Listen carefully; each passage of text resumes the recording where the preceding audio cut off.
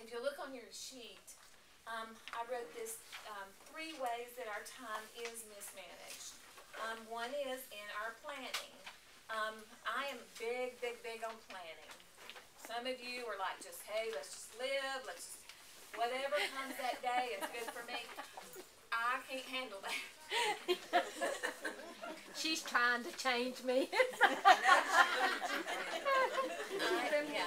She's been working hard on that for a couple of years. I can't do it. I can't handle it. It's not planned. But you've got to plan things out. And whether you do it, you're planning it out for the day, for the week, for the year, whatever.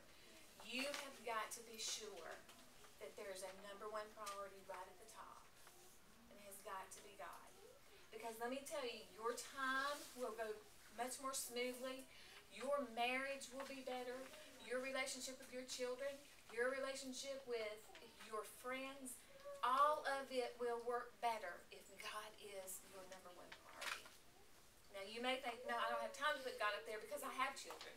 Or I work too many hours, don't have time to work God in there. But all those things will work better if you make God your number 1 priority. I can promise you that.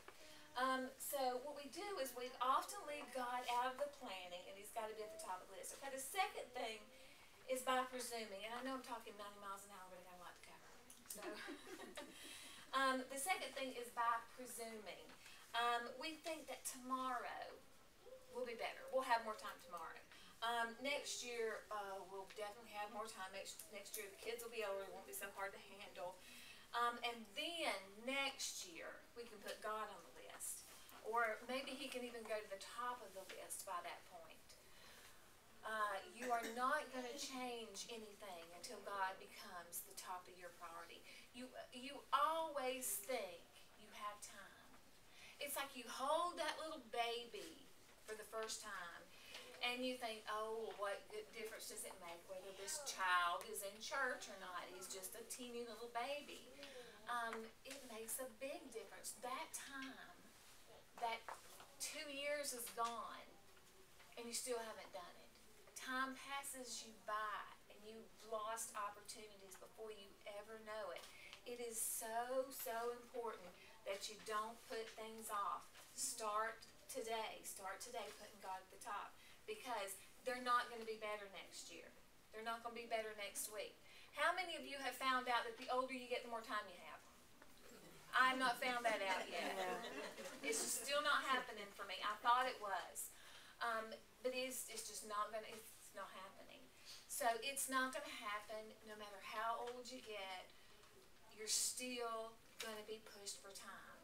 And you're still going to find that excuse to not put God at the top. Okay, and then by procrastinating, not doing what we know we need to be doing today, we tell ourselves, okay, our children are still young, I'll put them in Sunday school next year, I'll get involved in a ministry in my church one day when I'm not so busy, I'll take time for my husband and my marriage when I have the time. I've got this that keeps me from giving him the attention that I should be. And so, but that'll all work out next week or next month or next year. I'll be able to have more time then. And then it never happens, but then that's what we're supposed to be doing today. God didn't say, okay, wait till you have more time and then love your husband. No, He said to do it today. Do all these things today. If you just keep saying, oh, I'm going to do all the things that I know I should be doing, I am going to do them someday, but I just can't do them today. We just keep procrastinating. Not good. Never, ever works. You got to start soon. You got to start today. Okay, the next thing you'll see on your page is 3 practical ways to help you get started keeping your priorities straight. Okay, here's where I'm parking a bit. I know I've kind of talked about, okay, you got to get your priorities right. You want to put God at the top of your priority list. And in a way, you're kind of like, man, yeah, I do. But I don't know how to do that. Really, a lot of times we do kind of go into something, or we hear we're supposed to do something, we know we're supposed to do something, but we truly don't know where to start. It's like we've gotten our feet all mired up in a big sticky, and we just can't seem to pull our way free of it. We don't know how to do what we know we need to do. And so hopefully these 3 things are going to help you. But I want you to do this. I really, truly want you to make a commitment to do this tomorrow, starting with these steps. The first thing is, I want you to just take a piece of paper when you go home tomorrow sometime. And I want you to write a life mission statement. In other words, I want you to write what we talked about earlier. This is what, write down what you would love to be said at your funeral. What you would love your friends to get together and talk about when they hear you're gone. Write all of it out. This is the way I want to be remembered. And then I want you to go through everybody that's important in your life. And when you think about it, I want you to start with a person like your husband and say, I want my husband to remember me like this. And think of how you want to be remembered by him.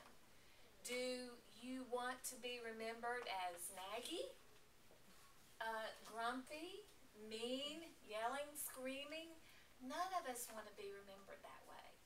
And the only way we cannot be remembered that way is to not do that. You got to stop doing that. And so write down what you truly, truly want. Don't you want your husband to say, oh, yeah, my wife is just, she's my help. I don't know what I'd do without her. She's I need her with me because she's such an encouragement to me. Or do you want him to truly think, man, that woman is dragging me down into the pit?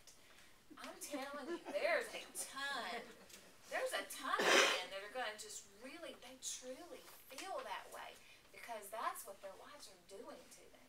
They're just dragging them down, and it's really, really difficult on a man. And you do not want your husband to remember you that way. Think about how you want your children to remember you, okay? Do you want your children to be, to think of you as a kind? I often tell my daughter, I'll say, now Julia, if I get even a little bit stern with her, she's like, oh, well, Mom, and I'm like, honey, you don't know what stern is, because I was yelled at. I was yelled at when I was growing up. And so, but I made a conscious decision that was not going to happen in my home. And so, you can ask my children. All 3 of them will tell you, no, my mom does not yell at me. I do not want to be known as a mother who was unkind, who yelled at her children, and was unfair in any way. I do not want to be remembered that way. You need to think about that too. Is that the way you want to be remembered? And that involves living day to day. You kind of make conscious decisions every time you open your mouth to be kind to that child. Same thing when it comes to your grandchildren. Maybe it's too late for you for your kids, but you got grandchildren. My daughter will often say, oh, Grandma's just so sweet. And she is. My husband's mother is she's just a sweetheart. She's always been so sweet to my kids. She would sit there and let them just talk. And she'd say, oh, yeah. And I would be thinking, man, I would have turned that off a long time ago. I wouldn't know what was going on with that. But she just listened and was so kind. And now my kids are grown and they look at their grandmother. And she's such a sweetie. She's so sweet to them. And so, think about that. How do you want to be? Write down, this is how I want my grandchildren to remember me. And then think about your friends. Are you a good friend? Are you a loyal friend? Faithful? Kind? Honest? Are you a good friend to other people?